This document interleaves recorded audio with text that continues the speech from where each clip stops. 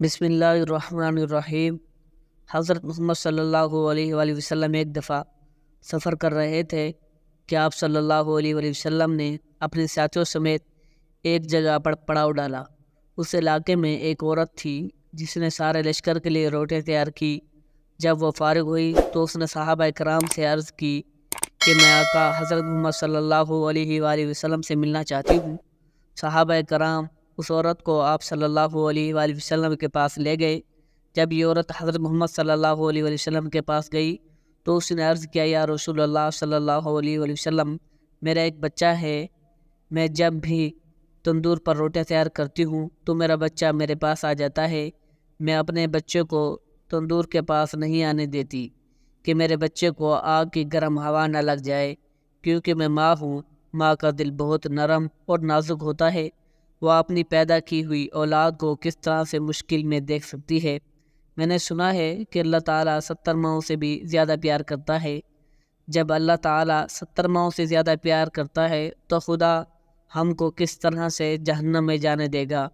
حدیث پاک میں ہے کہ اللہ تعالیٰ کے آخری نبی حضرت محمد صلی اللہ علیہ وآلہ وسلم نے اس عورت کی بات سن کر اپنا سر جھکا لیا۔ آپ صلی اللہ علیہ وسلم کی آنکھوں سے زور و قطار آنسو بہنے لگے۔ حضور اکرم صلی اللہ علیہ وسلم اتنا روئے کہ اللہ تعالیٰ کے حکم سے حضرت جبرائیل علیہ السلام آپ کے پاس تشریف لائے۔ حضرت جبرائیل علیہ السلام نے فرمایا، یا رسول اللہ صلی اللہ علیہ وسلم، اللہ تعالیٰ کا حکم ہے کہ اس عورت کو فرما دے، وما ظلمہم اللہ ولکن کانوا انفسہم یظلمون، اللہ نے ان پر ظلم نہیں کیا، انہوں نے اپنی جانوں پر خود ظلم کیا۔ اللہ تعالیٰ تو چاہتا ہے کہ میرا بندہ مجھ سے مانگے، کیا مانگتا ہے میں اس کو عطا کرنے کے لیے تیار ہوں۔ یہ لوگ خود توبہ نہیں کرتے، یہ لوگ شیطان کی بات ماننے ہیں، یہ تو اللہ تعالیٰ کی بارگاہ میں توبہ ہی نہیں کرتے ہیں، یہ تو اللہ تعالیٰ کو بھول ہی جاتے ہیں، یہ لوگ اپنے عمل کی وجہ سے دوزخ میں ڈالے جائیں گے۔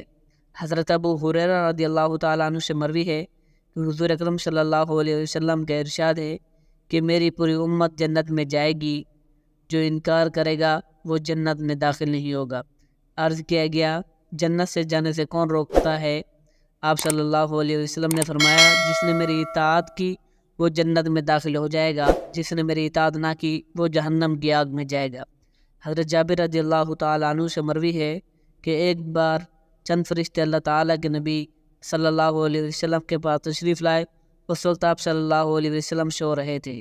ان فرشتوں نے ایک دوسرے سے کہا کہ تمہارے اس ساتھی کے لیے ایک مثال ہے۔ ان میں سے کچھ فرشتوں نے اپنی رائے دی کہ یہ سو رہے ہیں، کچھ نے یہ کہا کہ ان کی آنکھیں سوتی ہیں اور ان کا دل جاگتا رہتا ہے۔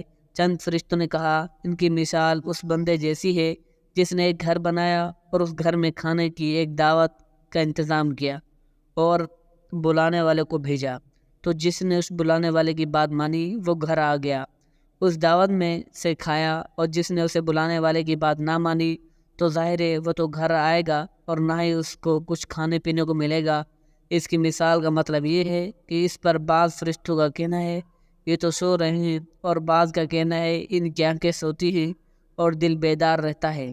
تب فرشتوں نے یہ مطلب بیان کیا گیا کہ وہ گھر جنت ہے اور بلانے والے آپ صلی اللہ علیہ وسلم، لہذا جس نے حضرت محمد صلی اللہ علیہ وسلم کی اطاعت کی اس نے اللہ کی اطاعت کی، اور جس نے حضرت محمد صلی اللہ علیہ وسلم کی نافرمانی کی اس بندے نے اللہ تعالیٰ کی نافرمانی کی۔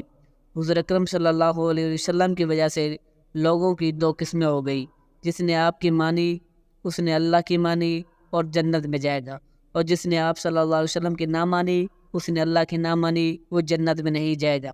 حضرت ابو موسیٰ رضی اللہ تعالیٰ عنہ آپ صلی اللہ علیہ وسلم کا ارشاد نقل کرتے ہوئے فرماتے ہیں کہ میری اور اس دین کی مثال جس کو دے کر خدا نے مجھے نبی بنا کر بھیجا ہے اس آدمی جیسی ہے جو اپنی قوم کے پاس آیا اور کہا، اے میری قوم، میں نے اپنی آنکھوں سے دشمن کے بڑے لشکر کو تمہاری طرف آتے ہوئے دیکھا ہے، میں تم کو بے غرض ہو کر ڈرا رہا ہوں، لہذا یہاں سے بھاگنے میں جلدی کرو۔ چنانچہ اس قوم میں سے کچھ لوگوں نے اس بات مان لی اور سرے شام چل دیے اور آرام سے چلتے رہے اور وہ بچ گئے، اور اس قوم میں سے کچھ لوگوں نے اسے جھوٹا سمجھا اور وہیں ٹھہرے رہے۔ تو دشمن کے لشکر نے ان پر صبح صبح حملہ کر کے ہلاک کر دیا اور ان کو بالکل ختم کر دیا۔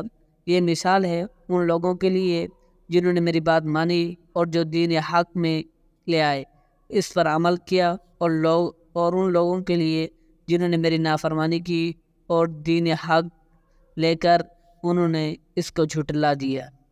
اللہ تعالی ہمیں نیک عمل کرنے کی توفیق عطا فرمائے، آمین، جزاکم اللہ خیرا۔